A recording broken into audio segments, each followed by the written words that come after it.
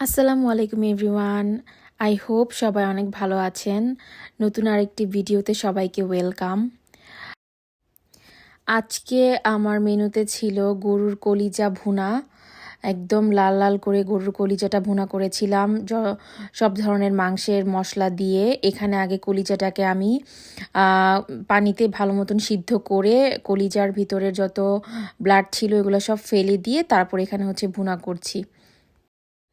আর এই পাশে আরেক চুলায় আমি আজকে ফুলকপি দিয়ে আর রুই মাছ দিয়ে একটা ঝোল করব। ফুলকপি আলু টমেটো দিয়ে রুই মাছের ঝোল। তো এখানে পেঁয়াজগুলো আমি একদম ব্রাউন করে ভেজে নিচ্ছিলাম।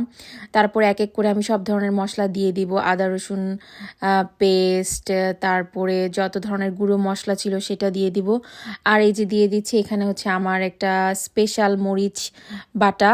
মানে স্পেশাল কেন বলছি, এটা দিলে তরকারির টেস্ট অনেক বেড়ে যায়। যারা মোটামুটি ঝাল খেতে পারে তারা এটা ট্রাই করে দেখতে পারেন, মানে খুব বেশি মজা হয়। আর এই তো এখানে কিছুক্ষণ পরপর আমি গরুর যে কলিজাটা ভুনা করছি এটা একটু পরপর আমি নেড়ে দিচ্ছি, যাতে মানে কষিয়ে নিচ্ছি ভালো মতন, যাতে নিচে লেগে না যায়।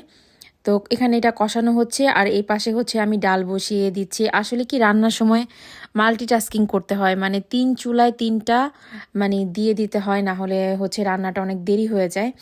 তো এই তো এখানে আমার ফুলকপির জন্য মশলাটাও কষানো হয়ে গেছে। তারপরে আমি এখানে ফুলকপি দিয়ে দিলাম। ফুলকপি এখানের ফুলকপিটা একটু গন্ধ আসে, বাংলাদেশের ফুলকপির মতন এত টেস্টি না, বাট একটু কষিয়ে রান্না করতে হয়, মানে অনেকক্ষণ ধরে ফুলকপিটাকে ভাজতে হয়।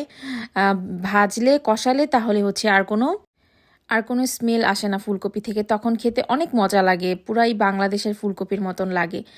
এটা আমি আস্তে আস্তে মানে অভিজ্ঞতার মাধ্যমে শিখেছি এই ব্যাপারটা, যে ফুলকপিটা অনেক একটু বেশিক্ষণ ধরে ভাজতে হয় বা কষাতে হয়, তারপরে রান্নাটা করতে হয়।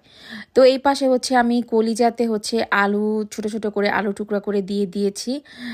মাংসের সাথে বা কলিজা ভুনার সাথে আমাদের আলুটা খুবই ভালো লাগে।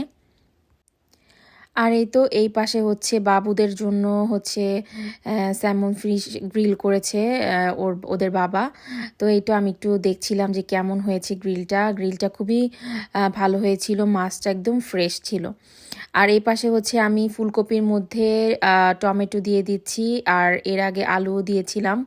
ওগুলো ভালো মতন কষানো হয়ে যাওয়ার পরে ঝোলের পানি দিয়ে আমি ভেজে রাখা মাছ ফুলকপি তরকারিতে দিয়ে এখন এগুলো একটু আলতো হাতে ভালো মতো নেড়ে দিব। আর ওইদিকে আমার ডালও রান্না হয়ে গিয়েছে। ডালের মধ্যে আমি একসাথে সব মশলা দিয়ে তারপরে রান্না করেছি হাতে মেখে যে ডালটা, সেটা ডালের চচ্চড়ি। তো এই তো আমার রান্নাগুলো সব কমপ্লিট হয়ে গিয়েছে, দেখতেই পাচ্ছেন কলিজা ভুনার কালারটা কত সুন্দর এসেছে। এক এক করে সব রান্না শেষ। তো আজকের ভিডিওটি যদি ভালো লাগে প্লিজ একটি লাইক দিবেন আর সাবস্ক্রাইব করে আমার চ্যানেলের পাশেই থাকবেন। তো আজকে এই পর্যন্তই, আল্লাহ হাফেজ।